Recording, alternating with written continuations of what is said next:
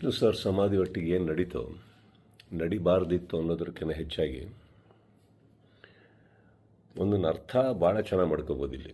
ಏನಂದರೆ ಒಬ್ಬೊಬ್ಬರಿಗೆ ಒಂದೊಂದಿಲ್ಲಿ ನಮ್ಮದೇ ರಾಜ್ಯ, ನಮ್ಮದೇ ಊರು, ನಮ್ಮದೇ ಕಲಾವಿದರು.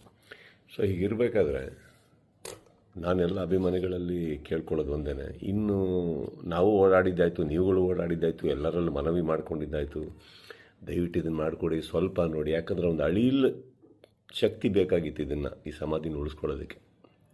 ಯಾರಿಗೆ ಅಧಿಕಾರದಲ್ಲಿದ್ದು ಯಾರಿಗೆ ಆ ಶಕ್ತಿ ಇತ್ತು ಅವ್ರ ಬಗ್ಗೆ ಹೇಳ್ತಾ ಇದ್ದೀನಿ. ಸೊ ಅದು ಮಾಡಲಿಲ್ಲ ಅಂದಾಗ ಇನ್ನು ಅವ್ರನ್ನೆಲ್ಲ ವಿಷ್ಣು ಸರ್ನ ನಾವು ನೋಡಿ ಬೆಳ್ಕೊಂಡು ಬಂದಮೇಲೆ ಒಂದಂತೂ ನಾವು ಕಲೀಲೇಬೇಕಾಗಿರೋದು, ಇನ್ನು ಭಿಕ್ಷೆ ಮಾಡೋ ಅವಶ್ಯಕತೆ ಇಲ್ಲ, ಕೇಳ್ಕೊಳ್ಳೋ ಅವಶ್ಯಕತೆ ಇಲ್ಲ, ಕೇಳೋ ಅವಶ್ಯಕತೆನೆಲ್ಲ ಮುಗ್ದೋಯ್ತಲ್ಲ.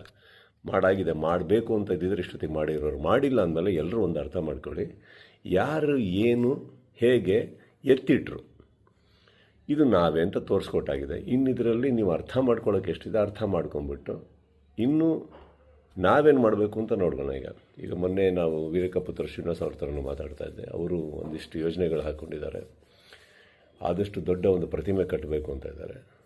ಅದನ್ನು ಮಾಡೋಣ, ಬೆಟರ್ ಅಲ್ಲ? ಅದನ್ನು ಮಾಡೋಕ್ಕೆ ನನ್ನ ಸಂಪೂರ್ಣ ನಾನೇನು ಮಾಡಬೇಕು ಖಂಡಿತ ನನ್ನ ಕಡೆಯಿಂದ ನಾನು ಮಾಡೇ ಮಾಡ್ತೀನಿ. ಎಲ್ಲರಿಗೂ ಒಂದು ನೋವಾಗಿದೆ ಅನ್ನೋದು ಒಂದು ಗೊತ್ತು. ರಾತ್ರಿ ಅದು ನಡೆದಾಗ ಹೇಳಿತನವೂ ಹೌದು, ಮಾಡಿದವ್ರದ್ದು ಬಿಡಿ. ಆ್ಯಂಡ್ ನೋವಾಗುತ್ತೆ, ಬಿಟ್ಟಾಕಿ, ಈಗೇನು ಪ್ರಾಬ್ಲಮ್ ಇಲ್ಲ. 10 ನಿಮಿಷ ಕಣ್ಣೀರು ಹಾಕಬೇಕು, 11 ನಿಮಿಷ ನಾವೇನು ಮಾಡಬೇಕು ಅಂತ ಯೋಚನೆ ಮಾಡಿ ಮುಂದೆ ಹೋಗೋದು ನನ್ನ ಅಭ್ಯಾಸ. ನೀವೆಲ್ಲರೂ ಅದೇ ಮಾಡ್ತೀರ ಅಂದ್ಕೊಂಡಿದ್ದೀನಿ. ಕೈ ಚಾಚಿದ್ದು ಸಾಕು, ಇನ್ನೇನು ಮಾಡಬೇಕು ನಾವು ಮಾಡೋಣ.